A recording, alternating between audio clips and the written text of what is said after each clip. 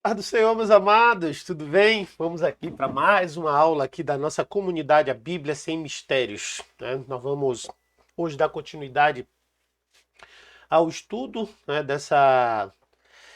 ao estudo do capítulo do livro de Êxodo. A gente está caminhando dentro do livro de Êxodo, caminhando já para o final, já no capítulo 33, e a gente está vendo desenrolar, o desenvolver dessa fascinante história, né, desse fascinante episódio bíblico, episódio histórico real, histórico com H, não histórico com E, mas histórico real que de fato aconteceu, confirmado por Jesus Cristo, confirmado por evidências científicas, né? O que precisamos verdadeiramente agora é decifrar as questões espirituais. Jesus Cristo nos ensinou muito através disso, mas a leitura e o estudo também que a gente faz individualmente pode nos posicionar e nos proporcionar uma, uma grande, uma grande visão mais clara sobre a palavra, né? Sobre esses versículos, sobre esse capítulo. Então vamos lá, vamos começar.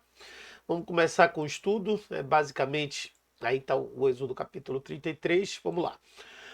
Diz assim o texto: Disse mais o Senhor a Moisés: Vai, sobe daqui, e o teu povo que fizeste subir da terra do Egito, a terra que jurei a Abraão, a Isaque e a Jacó, dizendo: A tua descendência a darei, e enviarei um anjo adiante de ti, e lançarei fora os cananeus, os amorreus, e os heteus, e os perizeus, e os heveus, e os jebuseus. Vamos ler esse trechinho aqui, vamos fazer uma pequena pausa aqui para meditação nesse trecho, porque é um trecho bem interessante. Aqui então o Senhor chama Moisés e diz para eles subirem daquele local onde eles estavam, né? Então subam daqui, você e o povo que tirou do Egito, para a terra que eu jurei para Abraão, Isaac e Jacó, dizendo: Eu darei aos seus descendentes. Vocês lembram no capítulo passado que Deus ele tinha realmente o desejo de destruir o povo por conta da adoração ao bezerro de ouro. Mas quando Moisés conclama a palavra diante deles, a promessa diante dele que ele havia feito a Abraão, Isaac e Jacó, porque esse povo que estava aí era a descendência de Abraão, Isaac e Jacó. Deus ele tinha levantado a possibilidade da destruição daquela comunidade, desculpe, por um aspecto que ele chamou que ele chamou quando ele começa a dialogar com Moisés de teu povo, certo? O teu povo. Por quê? Porque Moisés dentro da sua administração de povo permitiu, né, que houvesse uma mistura entre judeus, hebreus, perdão, e egípcios. Segundo a tradição judaica, somente 20% de todo o contingente de pessoas que estavam no Egito veio com eles, mas além das pessoas que vieram com eles, vieram também pessoas que não eram hebreus. E essas pessoas as que estavam promovendo a sedição dentro do povo de Israel, provocando a busca por outros povos e acabou influenciando, por outros deuses, perdão, e acabou influenciando o povo a pedir a Arão para que criasse, para que construísse o bezerro de ouro. Evidentemente que Arão, na posição que ele tinha, uma posição de profeta, de boca de profeta, de irmão de Moisés e de parceiro durante todo o processo de libertação, não deveria ter atendido, mas atendeu. Atendeu, e o fato é que ali aquilo provocou a ira do Senhor e Deus quase que destrói todo o povo. Moisés então conclama para que o povo, para que Deus não fizesse isso, que ele mudasse de ideia com relação ao povo. E qual foi o argumento que Moisés utilizou? Moisés usou o argumento justamente da promessa que ele havia feito para os pais, os seus pais, Abraão, Isaac e Jacó. E aí o que é que acontece? Deus aqui começa no capítulo 33 justamente conclamando essa promessa. No segundo versículo ele fala que ele enviará adiante de você um anjo, ou seja, a ideia de que Moisés não estava só, de que estava sempre protegido e de que havia um anjo protegendo Moisés ali o tempo todo e todo o povo de Israel. Deixa eu só ajeitar essa câmera aqui. Para aqui, pronto. Acho que agora ficou boa. Estava um pouquinho torta, né? Então, ali havia um anjo que não só protegeria, como guiaria. Você vê que não era o Espírito Santo, era um anjo. E aí ele fala sobre os povos que iriam ser expulsos. E aí você vê ali os cananitas, os amorreus, os hititas, os perizeus, os hititas e os jebuseus, né? Então eram os cananeus, os amorreus, os heteus, os perizeus, os eveus e os jebuseus. Isso que eu estava lendo no hebraico, aí tem algumas pequenas diferenças. Vamos continuar então a leitura aqui dessa paraxá. Vamos continuar aqui a leitura da paraxá, que é o capítulo, a porção, né? Paraxá é porção do texto em hebraico. Disse mais o Senhor a Moisés: vai, sobe daqui, tu e o povo que fizeste subir da terra do Egito, a terra que jurei a Abraão, a Isaque e a Jacó, dizendo: a tua descendência a darei, e enviarei um anjo adiante de ti, e lançarei fora os cananeus, os amorreus. Eu acho que ela repetiu. Ela repetiu aqui essa passagem, perdão, amados. Porquanto o Senhor tinha dito a Moisés, ela pulou o 3 e o 4, ela repetiu aqui. Deixa eu só corrigir isso aqui, amados. Só um minutinho.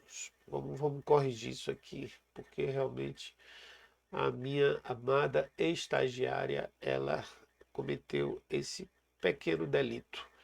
Mas a gente já corrige agora aqui ao vivo. A gente corrige aqui ao vivo e a cores, sem problema. Êxodo 23. Rapidinho aqui, é coisa de... não chega nem a um segundo. Opa, papá.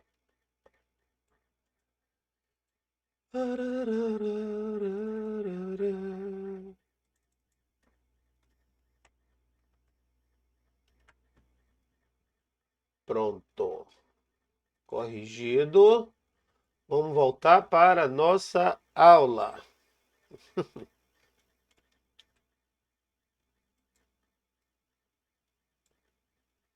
Vamos voltar para a nossa aulinha aqui agora. Vamos lá. Me desculpem, acontece com as melhores famílias. E eu deixo gravado, viu? Eu não corto, não. Poderia cortar, mas não vou cortar, não. Vamos lá, então. Então diz o texto assim. Uma terra que manda leite e mel, porque eu não subirei por meio de ti, porquanto és povo de dura serviço, para que não te consuma eu no caminho. E ouvindo o povo esta má notícia, pranteou-se e ninguém pôs sobre si os atavios. Então, olha aí, Deus aqui agora dá uma notícia que é chocante para os israelitas, né? O que é que Deus diz? Eu vou mandar um anjo diante de mim. Por quê? Porque vocês são cabeça dura. E se eu ficar aí no meio de vocês, eu vou destruir vocês. Nessa, nessa, nessa pegada, né, vocês podem perguntar para mim, Pastor Eclésio, Deus não é onisciente, ele não está sempre presente em todos os lugares? Sim. Mas como é que ele pode não estar presente? Essa é uma metáfora ou um sentido figurativo que Deus utiliza, certo? Sobre a presença, na verdade, ali estaria a ausência do juízo e a presença da misericórdia. Porque Deus ele está presente também por meio de seus atributos. Os atributos de Deus são o próprio Deus. Porque apesar de a gente tem aquela ideia infantil, pueril, né, de que Deus tem mãos, braços, tal, tal. Tudo bem, a sua forma de agir, esse antropomorfismo que nós fazemos para poder entender Deus, não revela verdadeiramente quem Ele é. A presença de Deus se manifesta muitas vezes por meio dos seus atributos que são revelados na sua ação em nós. E aí, o atributo do qual Deus diz que não estaria presente era o do juízo. Então, isso tem esse significado. E quando. Então, Deus estava falando para isso: ó, eu não vou estar presente, eu vou andar. Você vai ter a minha proteção, você vai ter o meu cuidado, você vai ter a minha misericórdia, mas não o meu juízo. Eu não vou estar olhando os seus erros, porque se eu vê-los, eu vou querer destruir vocês. Não é que Deus passe a mão pela cabeça, mas isso faz parte também do outro atributo divino chamado paciência ou longanimidade, coisa importante para a gente aprender. que a gente aprende lá na comunidade de teologia saudável. Se você não sabe o que é, depois você procura saber. É uma comunidade mais profunda, de estudo mais profundo além da Bíblia dos Sem Mistérios. Então vamos continuar agora aqui a explicação desse texto. Então vamos passar aqui para o próximo slide. Aí o texto diz assim: Porquanto o Senhor tinha dito a Moisés, dize aos filhos de Israel, és povo de dura cerviz, se por um momento subir no meio de ti, te consumirei, porém agora tira os teus atavios, para que eu saiba o que te hei de fazer. Então os filhos de Israel se despojaram de seus atavios ao pé do monte Horebe. É que Deus agora ele dá uma outra pancada no meio do povo, quando ele diz assim, ó, e Deus falou a Moisés, diga aos filhos, deixa eu voltar aqui, diga aos filhos de Israel que você é um povo que tem nuca dura, e se eu for contigo, no momento que eu subirei, eu destruirei. Os filhos de Israel tiraram suas coroas do monte Horebe. Essa palavra atavios, coroas, significa o adorno, né? Até enfeite, não era um enfeite que eles utilizavam. Então aqui Deus diz que é para eles tirarem, porque vocês vão ver agora o que é que eu vou fazer. E aí Deus continua na conversa. Moisés agora ele já assume a direção do povo, né? Que a gente vai ler agora. E eles continuam o processo. Então tomou Moisés a tenda, ou seja, o tabernáculo, e estendeu para si fora do arraial, desviada, longe do arraial, e chamou-lhe de tenda da congregação. Isso aqui é o tabernáculo. E aconteceu que todo aquele que buscava o Senhor saía à tenda da congregação e que estava fora do arraial. E acontecia que, saindo Moisés à tenda, todo o povo se levantava, e cada um ficava em pé à porta de sua tenda, e olhava para Moisés pelas costas, até ele entrar na tenda. Então aqui Moisés aqui estava exercendo o papel de liderança espiritual, não só liderança governamental, mas liderança também espiritual, através da tenda, através do tabernáculo. Moisés sai da tenda, ele chama aquilo ali de tenda da congregação. Né? Quando ele saía da tenda, então, o povo todo se levantava e ficava de pé, olhando para ele até que ele chega à tenda. Né? E quando ele entrava na tenda, o pilar da nuvem descia e permanecia na tenda e falava... Não, perdão, isso aqui já mais adiante um pouquinho. Então, as pessoas ficavam olhando para Moisés, olhando para ele, até que ele pudesse entrar na tenda. Né? E aí o que acontecia quando ele entrava na tenda, enquanto ele ficava ali de frente na tenda? E Deus revelava a sua presença diante de Moisés, revelava vamos dizer assim, a sua unção. Né? Sucedia que entrando Moisés na tenda, descia a coluna de nuvem e punha-se à porta da tenda, e o Senhor falava com Moisés. E vendo todo o povo a coluna de nuvem que estava à porta da tenda, todo o povo se levantava, a cada um à porta de sua tenda, e adorava. Então aí, ó, veja só o que acontecia. Deus confirmava esse ministério de Moisés dessa forma. Quando ele entrava na tenda, então vinha uma nuvem e descia, e essa nuvem era a nuvem onde estava a presença de Deus. Né? E essa nuvem, ela descia e permanecia na entrada da tenda, né? E falava com Moisés. E quando o povo via aquela nuvem, era um pilar de nuvem, né? Era tipo uma coluna assim, da nuvem à entrada da tenda, o povo se erguia e se curvava à entrada da tenda para adorar a Moisés. Essa nuvem no hebraico é a palavra Shekinah, né, que é onde se mantém, se revela a presença de Deus, onde se revela, onde Deus está presente, a glória de Deus se manifesta. Né? Essa palavra ela é muito expressiva. Né? E aí a Bíblia fala no versículo 11 o seguinte, vamos continuar a leitura aqui. Versículo 11, aí diz o seguinte: E falava o Senhor a Moisés face a face, como qualquer fala com seu amigo. Depois tornava-se ao arraial, mas o seu servidor, o filho Josué, filho de Nun, nunca se apartava do meio da tenda. E Moisés disse ao Senhor: Eis que tu me dizes, faze subir a este povo, porém não me fazes saber a quem hás de enviar comigo. E tu disseste, conheço-te por teu nome, também achaste graça aos meus olhos. Agora, pois, se tenho achado graça aos teus olhos, rogo-te que me faças saber o teu caminho e conhecer-te-ei, para que ache graça aos teus olhos, e considera que esta nação é o teu povo. Disse, pois, irá a minha presença contigo para te fazer descansar. Então lhe disse, se tu mesmo não fores conosco, não nos faça subir daqui. Isso aí é Moisés, né, dialogando com Deus. Como, pois, se saberá agora que tenho achado graça aos teus olhos e ao teu povo?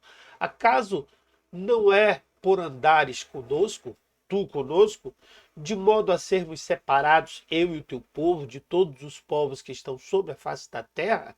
Então disse o Senhor a Moisés. Então disse o Senhor, vamos concluir aqui, porque é a primeira parte, que é a parte que Moisés fala, e depois a gente entra na fala de Deus, né? Na fala de Deus. Vamos entrar nessa fala de Moisés aí, que vai até o versículo 18. Então, Moisés ele começa a dialogar com Deus, porque Deus ele não quer mais ir com o povo. Né? Então ali estava Deus face a face. Apesar de ser face a face, a gente vai entender que não é exatamente a palavra, não é exatamente face a face. Que é como se ele falava para si mesmo com Moisés. E assim, era como se Moisés estivesse falando sozinho para Shekinah, mas a voz saía lá de dentro. Mas não surgia a face de Deus exatamente, porque a gente vai ver isso até nesse próprio texto. Então Moisés, ele começa a argumentar com Deus, dizendo assim, ó, o senhor está me dizendo para eu levar o povo, mas você não me disse quem vai mandar comigo, disse que vai mandar um anjo, mas quem?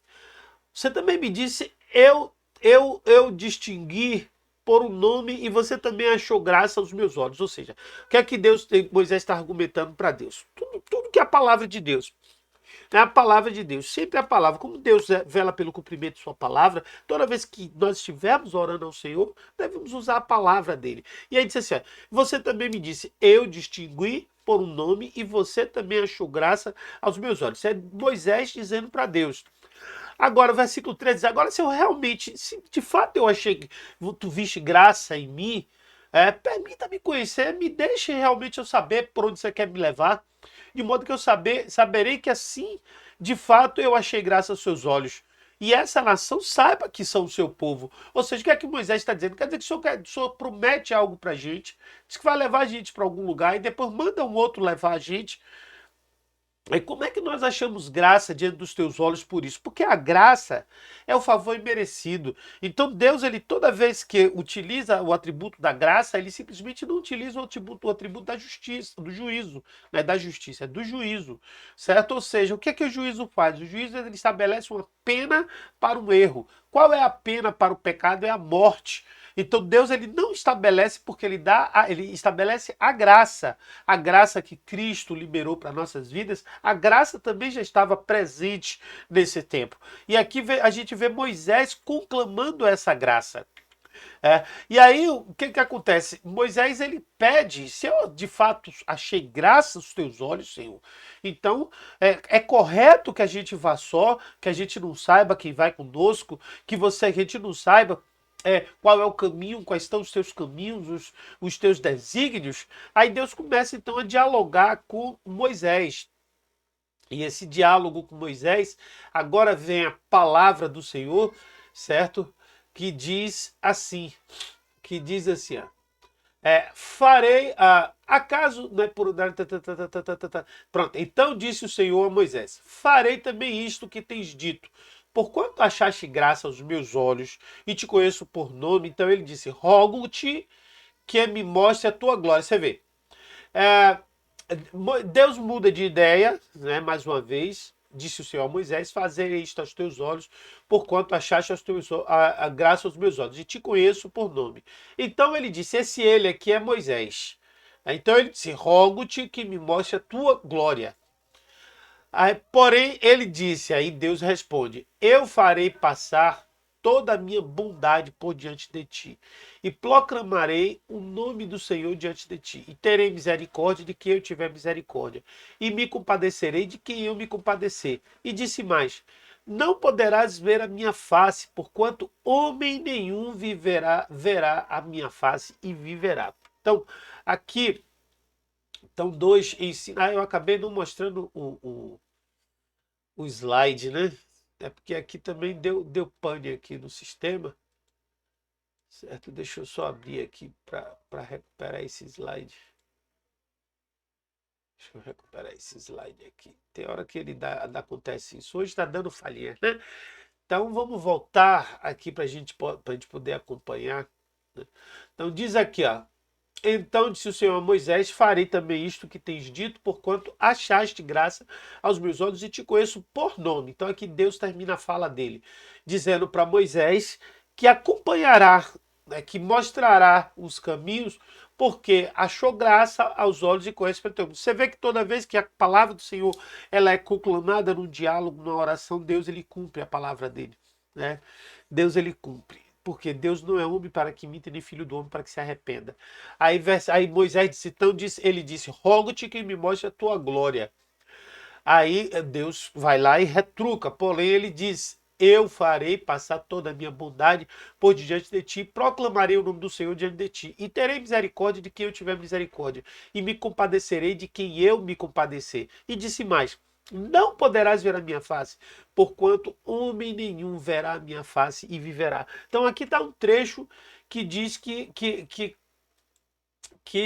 explica aquela questão do falar face a face, né? Não era um face a face especificamente, mas era diante da glória de Deus, da nuvem, da Shekinah que ele falava, e Moisés ouvia a voz, sempre escondido, né? Os judeus têm uma explicação cabalística disso que para mim eu não vou explicar aqui porque não faz parte da Bíblia. Mas ele diz que a criação e Deus ele está ocultado por meio de nogas em 7 níveis de criação espiritual, certo? Que é a última criação, o último nível cuja densidade permite a criação da matéria é que possibilita a existência da matéria. De outra forma, o homem não teria como existir, né?